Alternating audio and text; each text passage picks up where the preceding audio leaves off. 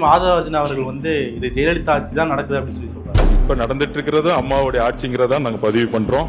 இப்போ டான்சினியில் ஊழல் ஜெயலலிதா ஆட்சியில் தான் நடந்துச்சு, அதை ஏற்றுக்கிறாங்களா? இப்போ ஜெயலலிதா ஆட்சி தான் நடக்குதுன்னு சொன்னாங்க, அப்போ எடப்பாடி பழனிசாமி என்னத்துக்கு இருக்கிறாரு? இப்போ அதிமுக கட்சி என்னத்துக்கு இருக்குது? நீங்கள் உங்கள் ஆட்சி நடத்துங்க சார். விஜய் அவர்கள் என்ன சொன்னார்? அதிமுக ஒரு ஊழல் கட்சி. அப்போ அந்த ஊழல் கட்சியில் இருக்கிற முக்கிய நிர்வாகிகள், ஊழல் வழக்குகள் கொண்ட அமைச்சர்கள், முன்னாள் அமைச்சர்கள் நீங்கள் கொண்டாந்து உங்கள் கட்சியில் சேர்க்குறீங்கன்னு சொன்னாக்கா, அந்த ஊழலை நீங்கள் மறைக்க பார்க்குறீங்களா? அல்லது அந்த ஊழலுக்கு நீங்கள் துணை போகிறீங்களா? அல்லது அந்த ஊழல் செய்தவர்கள் நீங்கள் பாதுகாக்கிறீங்களா? இந்த ஜனநாயக விரோத நடவடிக்கை நீங்கள் ஈடுபடக்கூடாதுன்னு சொல்லணும். இது அக்கறையா இல்லை எச்சரிக்கையா? ரெண்டுமே.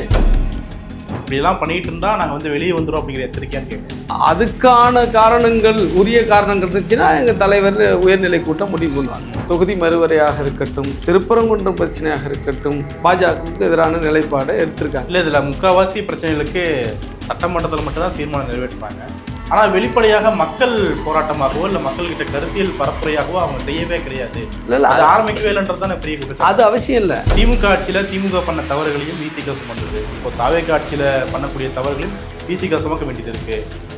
எந்த ஆளுங்கட்சியாக வந்தாலும் அவங்க கூட விசிக போய் ஒட்டிக்கிறாங்க அப்படிங்கிற விமர்சனம் வச்சுருக்காங்க.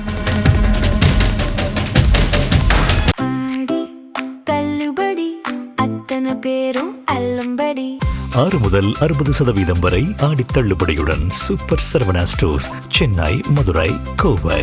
பேர்லை நேயர்களுக்கு வணக்கம். இன்றைய நேர்காணலில் விசிகவினுடைய துணை பொதுச் செயலாளர் வழக்கறிஞர் திரு ரஜினிகாந்த் அவர்கள் இணைந்திருக்கிறார். அவரோடு பேசலாம். வணக்கம் சார். வணக்கம். நீங்கள் சமீபத்தில் ஒரு பதிவிட்டிருந்தீங்க, புதிய முந்தையில் பழைய கல்லாய் மாறும் தாவேகா அப்படின்னு சொல்லி. அவங்க குதிரை பேரம் நடத்துகிறாங்க, அது தாவேகா மீதான மக்களுடைய நம்பிக்கையை இழக்க செஞ்சிரும் அப்படின்னு சொல்லி நீங்கள் பதிவிட்டிருந்தீங்க. இந்த பதிவு தொடர்பாக பல அடிப்படை கேள்விகள் இருக்குது. முதல்ல இது உங்களுடைய தனிப்பட்ட கருத்தா இல்லை கட்சியினுடைய கருத்தா அப்படிங்கிற ஒரு கேள்வி இருக்குது. இது எப்படி புரிஞ்சுக்கிறது? நான் எப்போதும் கட்சியுடைய நிலைப்பாடை ஒட்டி தான் கருத்து சொல்கிறது. இந்த கருத்து எங்கேருந்து வந்தது அப்படின்னு சொல்லி கேட்டிங்கன்னா, முதல்ல தாவேகா ஆட்சி அமைஞ்ச உடனே 6 எம்எல்ஏக்கள் ஏடிஎம்கேலேருந்து தாவேகாவில் சேர்ந்தாங்க.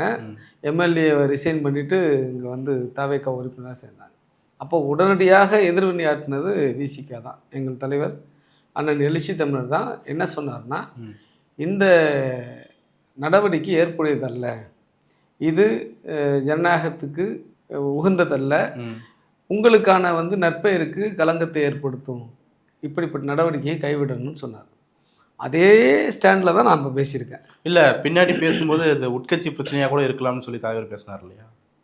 இல்லை, அது வேறு விஷயத்துக்கு. அதாவது நீங்கள் என்ன பண்ணீங்கன்னு கொஷின் பண்ணுறாங்க பத்திரிகையாளர்கள். இது குறித்து நீங்கள் என்ன பண்ணுறீங்க? அவங்க அது குறித்து நம்ம கருத்து தான் சொல்ல முடியும். அப்போ அது குறித்து யார் நடவடிக்கையில் இறங்குறது? யார்? எடப்பாடி பழனிசாமி தான் இறங்கணும். ஏன்னா அவங்க கட்சி எம்எல்ஏக்கள் தான் போகிறாங்க. அப்போ அந்த கேள்வியை எடப்பாடி பழனிசாமிகிட்ட கேட்க வேண்டிய கேள்வி என்கிட்ட கேட்குறீங்கன்னு கேட்டார். அது அவங்க கட்சி பிரச்சனை அப்படின்னு சொல்லி சொன்னார். இப்போ அதை இதோட சேர்த்து புரிஞ்சிக்க வேண்டியல. நான் குதிரை பேரம் நடக்கிறது அப்படின்னு நேரடியாக சொல்லலை. நான் சொன்னது என்னென்னா, எதிர்கட்சிகள் குற்றம் சாட்டுறாங்க குதிரை பேரம் நடக்குது அப்படின்னு சொல்லிட்டு, அதற்கு வலு சேர்க்கிற விதமாக உங்களுடைய நடவடிக்கை அமையக்கூடாது. இப்போ 10 எம்எல்ஏ வருவாங்க அப்படின்னு செங்கோட்டையன் பேசுகிறாரு, அமைச்சர் செங்கோட்டையன் பேசுகிறாரு. அது 25 எண்ணிக்கையாகவும் கூடும் அப்படின்னு சொல்கிறாரு. அப்போ அது எப்படி ஏற்புடையாக இருக்க முடியும்? அப்போ அப்படி பேசுகிறாருன்னா 10 எம்எல்ஏக்கு வரப்போகிறாங்கன்னா முன்னாடியே பேசிகிட்டு இருக்காங்கன்னு தான் அர்த்தம். அப்போ அது குதிரை பேரங்கிற ஒரு பார்வையை கொடுக்கும் தானே? கொடுக்குமா கொடுக்காத? அப்போ 25 பேர் அடுத்து வருவாங்க அப்படின்னு சொன்னாக்கா என்ன அடிப்படையில் அவங்க வரப்போகிறாங்க? நீங்கள் என்ன பேச்சுவார்த்தை நடத்துகிறீங்க? இது எந்த அடிப்படையில் நீங்கள் இந்த கருத்தை சொல்கிறீங்க, செய்தியை சொல்கிறீங்க? இல்லை, இந்த கேள்விக்கெல்லாம் முன்னாடியே விடை கிடைச்சிருச்சு. வைகோ அவர்கள் பேசியிருந்தாரு, எம்ஆர் விஜயபாஸ்கர் அவர்கள் பேசியிருந்தாரு இல்லையா? என்கிட்ட டேரெக்டாக பேசுகிறாங்கன்னு சொல்லி அதுதான் தப்புன்றோம். அது கூடாதுன்னு சொல்கிறோம். இப்போ நான் என்ன கேட்குறேன்னா, இப்போ விஜய் அவர்கள் முதலமைச்சராக வரணுங்கிறதுக்கு தான் மக்கள் 107 இடங்களில் வெற்றி பெற செஞ்சாங்க. ஒரு 10 இடங்கள் குறைவாக இருக்குங்கிறதுனாலே அது நாம் தவிர்க்க வேண்டிய அவசியம் இல்லை. ரெண்டாவது இங்கே குடியரசுத் தலைவர் ஆட்சி அமல்படுத்துவதற்கு வாய்ப்பு கொடுக்கக்கூடாது என்கிற, ஜனநாயகத்தை காப்பாற்ற வேண்டும், சனாதன சக்திகளுக்கு இடம் கொடுத்து விடக்கூடாது என்கிற அந்த அடிப்படையில் தான் விசிகா கம்யூனிஸ்டுகள் தாவேகாவுக்கு ஆதரவு கொடுத்து அந்த மக்கள் தீர்ப்புக்கு மதிப்பளித்து நம்ம விஜயை முதலமைச்சராக்கியிருக்கிறோம். அதே மக்கள் தான் இந்த இவங்க சொல்கிற 6 எம்எல்ஏக்களாக இருக்கட்டும், 10 எம்எல்ஏக்களாக இருக்கட்டும், இல்லை 25 எம்எல்ஏக்களாக இருக்கட்டும், அந்தந்த தொகுதிக்கு இவர் தான் நமக்கு வந்து சட்டமன்ற உறுப்பினர் தான் வாக்களிச்சிருக்காங்க. இந்த கட்சிக்கு வாக்களிக்கிறோம், இந்த வேட்பாளருக்கு வாக்களிக்கிறோம் அப்படின்னு தெரிஞ்சு தான் வாக்களிச்சு. அதுவும் அவங்க ஜனநாயக முடிவு. அந்த ஜனநாயக முடிவை மாற்றுவதற்கு நீங்கள் செய்யக்கூடாதுல்ல, அதுக்கு ஊக்குவிக்கக்கூடாது முதல்ல. இப்போ அவங்களே வர்றதா கூட இருக்கட்டும், அதை நீங்கள் ஊக்குவிக்கக்கூடாதுல்ல. அப்போ ஊக்குவிப்பது என்பது ஜனநாயகத்தை சீர்குலைக்கிற செயல் தானே. இல்லை, தாவேக்காவுடைய நம்பிக்கை என்னவாக இருக்குதுன்னா, இவர்களையே திருப்பி நிற்க வச்சாலும் கூட விஜய் அவர்கள் இவங்களை ஜெயிச்சு காட்டுவார் அப்படிங்கிற விஷயத்தை அவங்க நம்புறாங்க இல்லையா? நீங்கள் ஜெயிச்சு காட்டுங்க, ஜெயிக்காமல் போங்க, அது வேற விஷயம். இந்த நடவடிக்கை தப்பா இல்லையாங்கிறது என்னுடைய கேள்வி. நீங்கள் அந்த அந்த பார்வை தப்பா இல்லையாங்கிறது தான் என்னுடைய கேள்வி. நான் என்ன கேட்குறேன், ஒரு தேர்தலை சந்தித்த மக்கள்கிட்ட மீண்டும் ஒரு தேர்தல் நீங்கள் திணிக்கிறது வந்து எந்த விதத்தில் சரி? 25 பேரை வந்து நீங்கள் ரிசைன் பண்ண வைக்கிறீங்கன்னா, அப்போ 25 பேரை ஓட்டு போட்ட மக்களை நீங்கள் என்னவா பார்க்குறீங்க? அந்த 25 தொகுதிக்கும் நீங்கள் வந்து மீண்டும் இடைத்தேர்தலை கொண்டு வந்து திணிப்பது என்பது அவசியமற்றது தானே, ஜனநாயக விரோதம் தானே, மக்களுக்கு எதிரானது தானே. இதை எப்படி வேடிக்கை பார்த்துக்கிட்டு இருக்க முடியும்? விஜய் அவர்கள் என்ன சொன்னார்? அதிமுக ஒரு ஊழல் கட்சி அப்படின்னு சொன்னார்.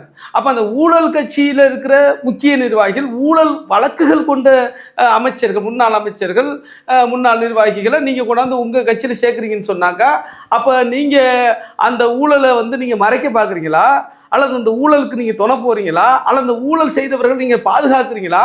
இங்கே கேள்வியெல்லாம் வருதா இல்லையா? ஆனால் அதே சமயம் ஆதவர்ஜன் அவர்கள் வந்து இது ஜெயலலிதா ஆட்சி தான் நடக்குது அப்படின்னு சொல்லி சொல்கிறாரு. இப்போ டான்சினியில் ஊழல் வந்து ஜெயலலிதா ஆட்சியில் தான் நடந்துச்சு, அதை ஏற்றுக்கிறாங்களா? அதே போல் பல விஷயங்களை நம்மளால் சொல்ல முடியும். அதெல்லாம் ஏற்றுக்கிறாங்களா? இதெல்லாம் அவங்க அதிமுக தொண்டர்களை அட்ராக்ட் பண்ணுறதுக்காக சொல்லலாம். அப்போ ஜெயலலிதா ஆட்சி தான் நடக்குதுன்னு சொன்னாங்க, அப்போ எடப்பாடி பழனிசாமி என்னத்துக்கு இருக்கிறாரு?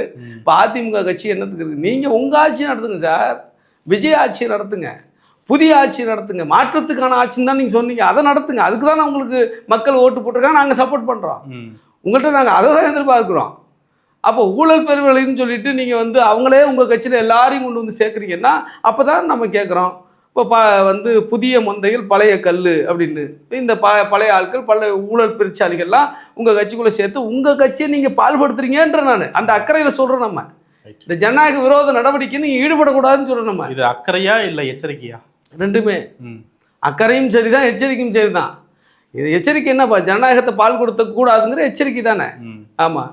இல்லை, நாங்கள் இப்படியெல்லாம் பண்ணிட்டு இருந்தால் நாங்கள் வந்து வெளியே வந்துடும் அப்படிங்கிற எச்சரிக்கையான்னு கேட்குறேன். அதாவது என்னென்னா, அதுக்கான காரணங்கள், உரிய காரணங்கள் இருந்துச்சுன்னா எங்கள் தலைவர் உயர்நிலை கூட்டம் முடிவு பண்ணுவாங்க. அதாவது என்னென்னா, எங்களுக்கு ஒரே ஒரு நிலைப்பாடு தான், பாஜக ஆர்எஸ்எஸ் சங்க பரிவாரங்களுக்கு நீங்கள் இடம் கொடுக்கக்கூடாது, அவங்க பக்கம் நீங்கள் சாயக்கூடாது. அதுக்காக தான் திமுகவுக்கு நாங்கள் ஆதரவாக இருந்தோம். ஏற்கனவே கூட்டணியில் திமுகவோட இருந்ததுக்கும் காரணம் தான். அதே காரணத்துக்காக உங்கள் கூட இருக்கிறோம். அதில் ஏதாவது சிக்கல் ஏற்பட்டுச்சுன்னு சொன்னால், அதில் எங்களுக்கு வந்து ஐயம் ஏற்பட்டுச்சுன்னு சொன்னால், அப்போ எங்கள் தலைவரும் எங்கள் கட்சியினுடைய உயர்நிலை கூட்டமும் கூடி முடிவெடுத்து உரிய முடிவை வந்து அறிவிப்பாங்க. ரைட். விசிகா சார்பாக நடைபெற்ற தமிழ் தேசிய மாநாட்டில் வந்து தலைவர் அவர்கள் பேசும்போது தாவேக்காவுடைய இணைந்து பயணிப்போம் அப்படிங்கிற விஷயத்தை தெளிவுபடுத்தியிருந்தார். இதை ஒட்டி என்ன கருத்து சொல்லப்படுதுன்னா, தாவேக்கா கூட்டணி கட்சிகளை பெரிதாக மதிக்கவில்லை, அவங்கள விலக பார்க்குறாங்க அப்படிங்கிற விஷயத்த சொல்கிறாங்க. எனவே அந்த கான்ட்ரடிக்ஷனுக்காக தான் இல்லை நாங்கள் தாவேக்கா கூட தான் பயணிக்கிறோன்னு சொல்லி திரும்பவே அட்டாச் பண்ணிக்கிறாரு அப்படிங்கிற கருத்து தெரிவிக்கிறாங்க இல்லையா? அது எப்படி புரிஞ்சுக்கிறது? இல்லை, அப்படி இல்லை. அதாவது என்னென்னா, தாவேக்காவோடு நாம் வெளியிலேருந்து முதல்ல ஆதரவு கொடுத்தோம், அப்புறம் வந்து அமைச்சரவையில் பங்கெடுத்தோம். அமைச்சரவையில் பங்கெடுப்பது வந்து எங்களுடைய கட்சியினுடைய விருப்பமாக இருந்தாலும் அவர்களுடைய அழைப்பு அதில் இருக்குது. அவங்களே ஒரு இன்செக்யூராக ஃபீல் பண்ணாங்க. நீங்கள் எல்லாம் வெளியில் இருந்தாக்கா ஏதாவது சிக்கல் ஏற்பட வாய்ப்பு இருக்குது, நீங்கள் உள்ளே வந்தால் பிரச்சனை இல்லைன்னு இன்செக்யூராக ஃபீல் பண்ணாங்க. அப்படின்னு எங்கள் தலைவர் வந்து, இல்லை உங்களுக்கு 5 ஆண்டுகள் உங்களுக்கு எந்த சிக்கலும் வராமல், ஆட்சி வந்து எந்த சூழ்நிலையும் வந்து கவிழாமல் நாங்கள் பார்த்துக்குவோம், அதுக்கு எந்த இடமும் கொடுக்க மாட்டோம்னு சொல்கிறார். எந்த அடிப்படையில் சொல்கிறோம் நாங்கள்?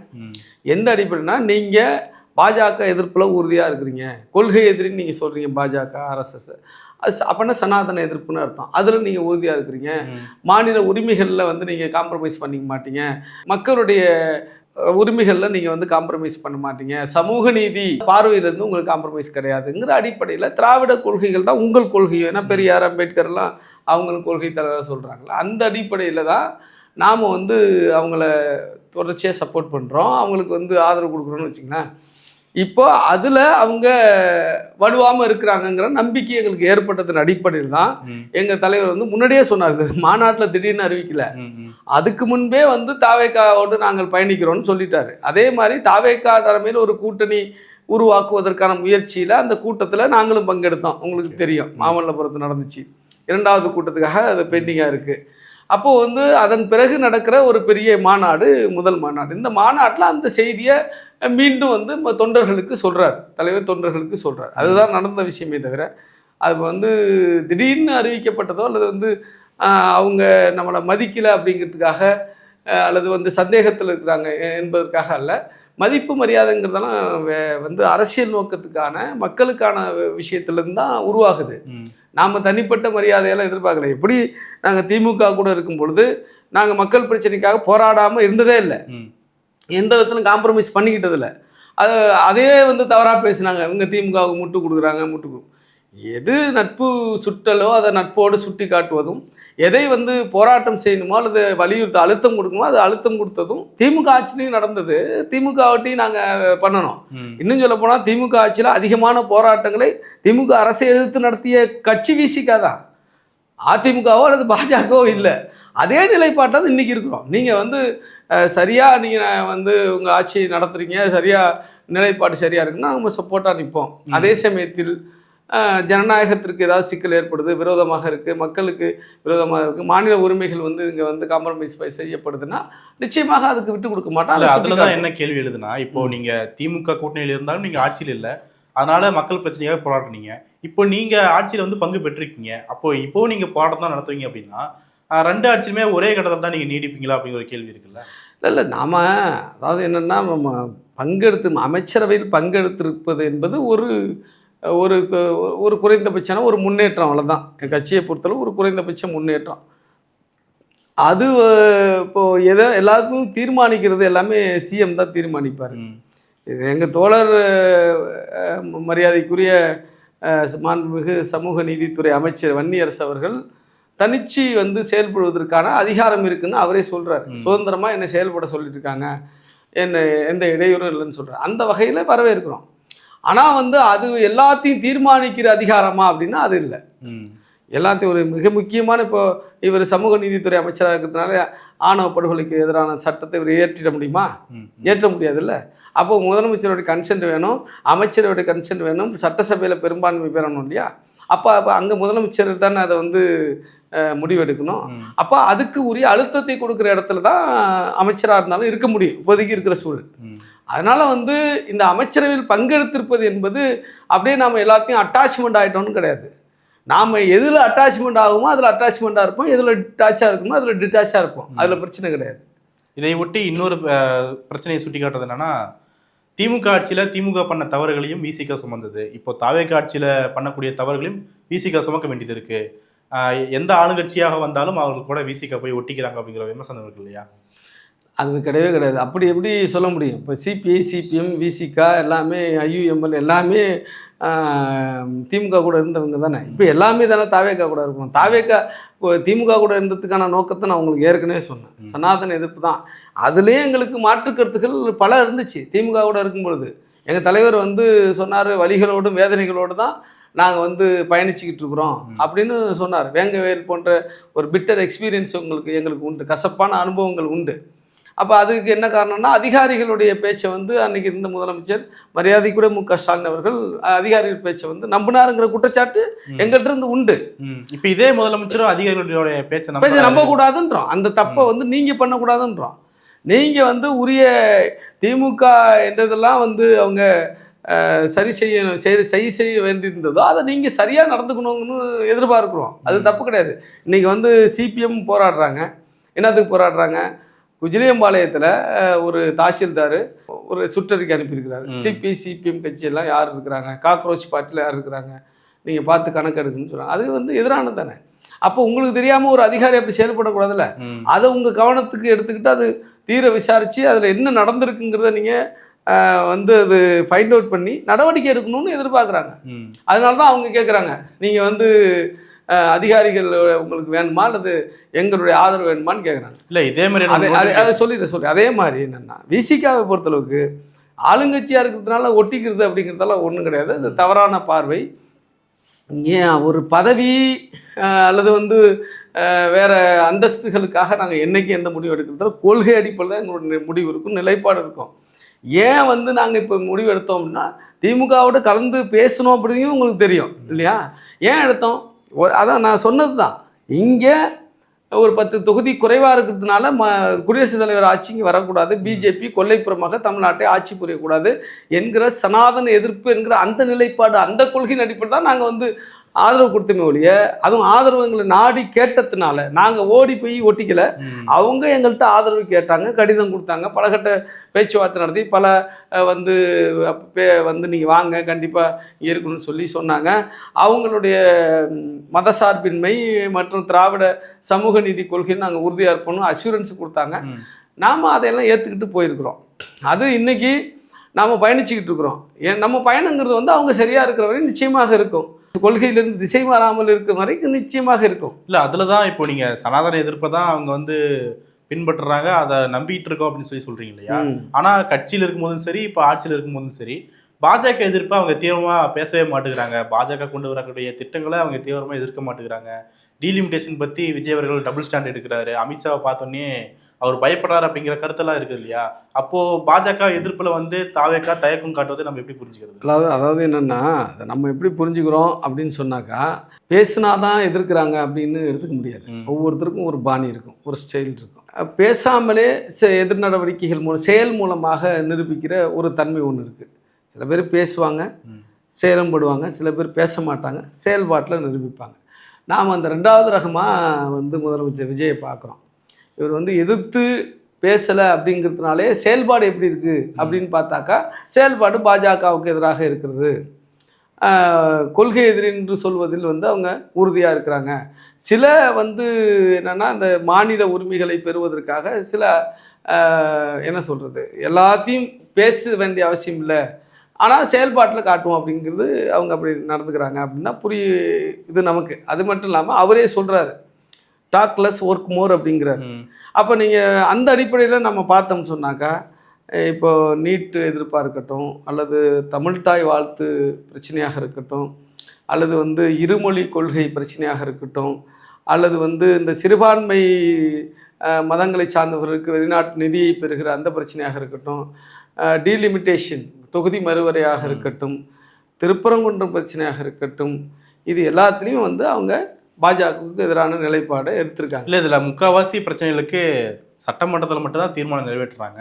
ஆனால் வெளிப்படையாக மக்கள் போராட்டமாகவோ இல்லை மக்கள்கிட்ட கருத்தியல் பரப்புரையாகவோ அவங்க செய்யவே கிடையாது. இல்லை, அது ஆரம்பிக்கவே இல்லைன்றது தான் பெரிய குற்றச்சாட்டு. அது அவசியம் இல்லை. நீங்கள் ஒரு ஆட்சியில் இருக்கீங்கன்னா சட்டமன்றத்தில் நீங்கள் வந்து செயல்படுறது ரொம்ப முக்கியம். இப்போ ஆட்சியில் இருக்கிறவங்க வெளியில் போய் போராடிக்கிட்டு இருக்கிறத விட சட்டமன்றத்தில் சட்டமாக கொண்டு வருவதும், தீர்மானம் நிறைவேற்றுவதும், சட்டமன்றத்தில் கருத்தை பதிவு பண்ணுவதும் ரொம்ப முக்கியம். திமுக ஆட்சிலையும் அதுதான். ஒரு சில போராட்டங்கள் தான் வெளியில் பண்ணாங்க. இந்த கவர்னருக்கு எதிரான போராட்டம், நீட்டுக்கு எதிரான போராட்டம் கூட ஒன்று பண்ணினாங்க. அது அக்கேஷனாக பண்ணுவாங்க. ஆனால் நீங்கள் ஆட்சியில் இருக்கும்போது சட்டமன்றத்துக்குள்ள உங்கள் செயல்பாடு தான் ரொம்ப முக்கியமாக பார்க்கப்படும். அந்த வகையில் அது ஏற்புடையது தான். ரைட். இப்போது இந்த குதிரை பேரம் அப்படிங்கிற குற்றச்சாட்டு இருக்குது. ஆனால் நீங்கள் உஷாராகிக்கோங்க அப்படிங்கிறத நீங்கள் தோலைமை சுற்றுலா சொல்கிறேன்னு சொல்கிறீங்க. ஆனால் இன்னொரு பக்கம் பார்க்கும்போது விசிகாவில் இருக்கக்கூடிய ரெபல்ஸ் தான் இந்த மாதிரியான பேசுகிறாங்க, இந்த மாதிரியான கருத்துக்களை வெளிப்படுத்துகிறாங்க. அவங்க வந்து வெளியே வரத்துக்கான ஒரு சந்தர்ப்பத்தை எதிர்பார்த்து காத்துட்டு இருக்காங்க. அதனால் இந்த கருத்துக்களை வெளிப்படுத்துகிறாங்க. கட்சி வந்து தானாகவே நீக்கட்டும் அப்படின்னு சொல்லி காத்திருக்கிறாங்க அப்படிங்கிற கருத்து பரப்பப்படுது இல்லையா? அது எப்படி பார்க்குறீங்க? அது வந்து தோழர் ஷானவாஸ் அவரை வந்து மனசில் வச்சுட்டு பேசுகிறாங்க. இப்போ நேற்று கூட என்னுடைய என்னுடைய சோசியல் மீடியாவில் கூட நான் ஏன் கருத்து கூட சில தம்பிங்க, சில தோழர்கள் என்னை வந்து விமர்சித்து கருத்துக்கள் போட்டாங்க. அது அவங்க புரிதல், அவ்வளோதான். தலைவர் சரியாக புரிஞ்சுக்குவார்.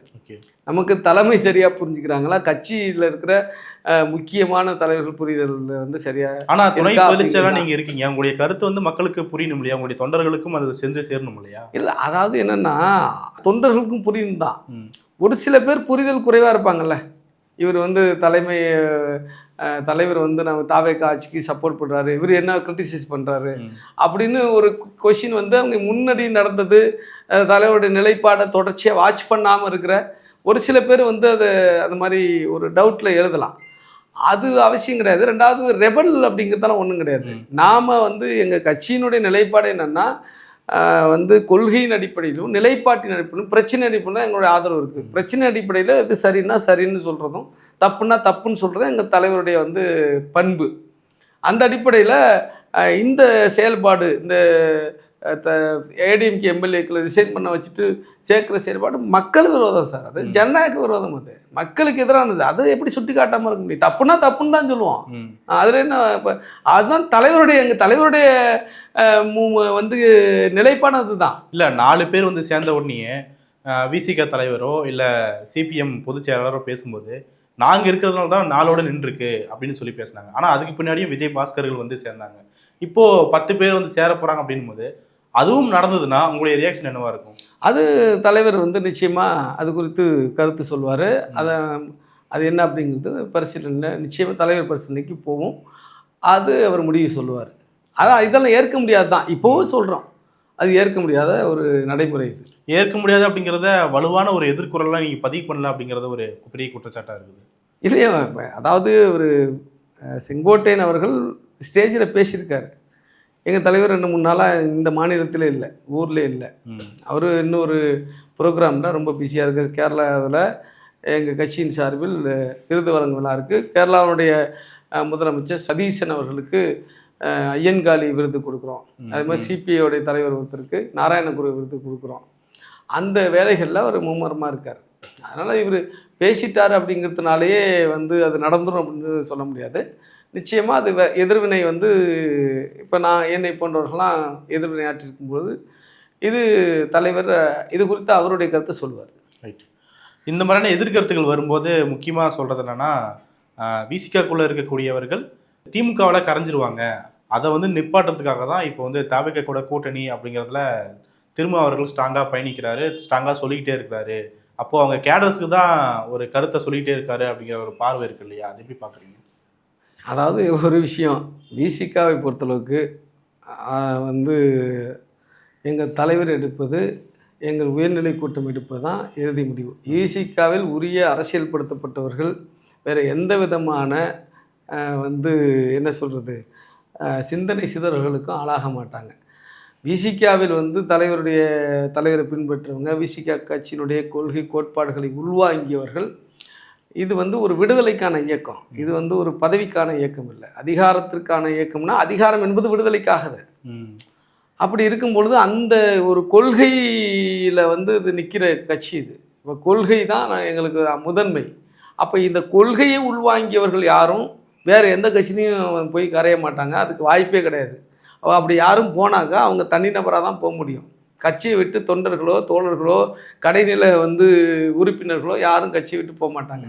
அதனால் அந்த கவலையெல்லாம் கிடையாது. ஆனால் ஒவ்வொரு முறையும் கட்சியினுடைய நிலைப்பாடை தலைவர் விளக்க தானே செய்யணும். அப்போ இப்போ எங்கள் கட்சியை பொறுத்தளவுக்கு நான் பேசுகிற அரசியலை கடைமட்ட தொண்டர் கூட பேசுவார்.